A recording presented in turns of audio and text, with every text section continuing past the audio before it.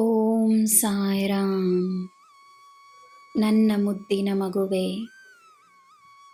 ಯಾರಿಗೆ ಏನು ಹೇಳಬೇಕು, ಯಾರಿಗೆ ಏನು ನೀಡಬೇಕು, ಯಾರಿಗೆ ಏನು ಹೇಳಬಾರದು, ಯಾರಿಗೆ ಏನು ನೀಡಬಾರದು ಎಂಬುದನ್ನು ಮತ್ತೊಮ್ಮೆ ಯೋಚಿಸು.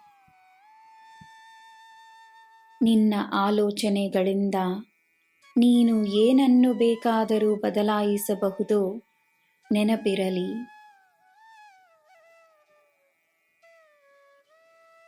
ಒಮ್ಮೆ ನಿನಗೆ ದುಃಖವನ್ನು ನೀಡುತ್ತಿರುವ ವಿಷಯವನ್ನು ನನ್ನ ಪಾದಗಳಲ್ಲಿ ಸಮರ್ಪಿಸಿ ನೋಡು.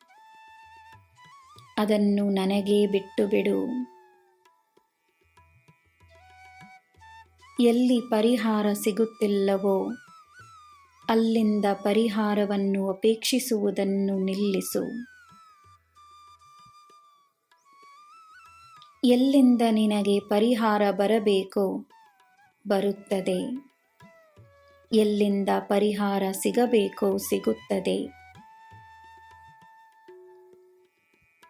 ನಾನು ನೀಡುವ ಪರಿಹಾರ ಶಾಶ್ವತವಾಗಿರುತ್ತದೆ, ನಂಬು.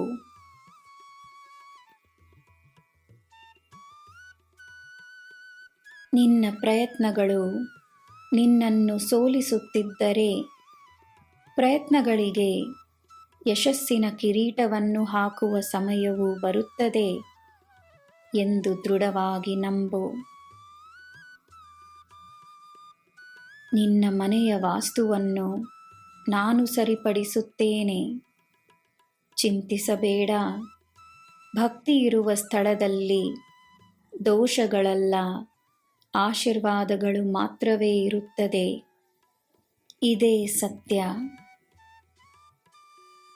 ನನ್ನ ಮಗುವೆ, ನಿನ್ನ ಆಲೋಚನೆಗೆ ಸಕಾರಾತ್ಮಕತೆಯ ಬಲವನ್ನು ನೀಡು. ನಿನ್ನ ಆತ್ಮಕ್ಕೆ ಭಕ್ತಿ ಎನ್ನುವ ಶಕ್ತಿಯನ್ನು ನೀಡು. ನಿನಗೆ ಬಂದಿರುವ ಕಷ್ಟ ಮಾಯವಾಗುತ್ತದೆ. ನಿನ್ನ ಕಷ್ಟಗಳಲ್ಲಿಯೂ ಇರುವ ಆಶೀರ್ವಾದಗಳನ್ನು ಗುರುತಿಸಲು ಪ್ರಯತ್ನಿಸು.